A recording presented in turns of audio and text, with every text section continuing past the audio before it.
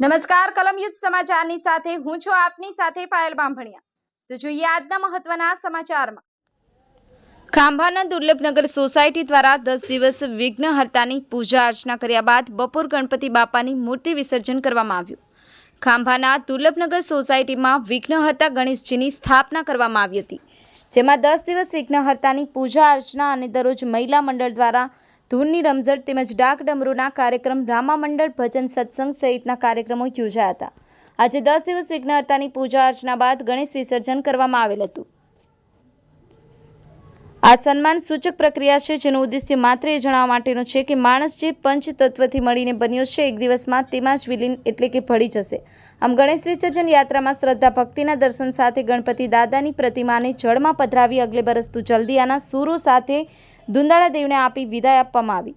ગણેશ વિસર્જન યાત્રામાં દુર્લભનગરના તમામ ભાવિક ભક્તો એક સંપ અને અનેરા ઉત્સાહ સાથે ધંધો રોજગાર બંધ રાખી જોડાયા હતા।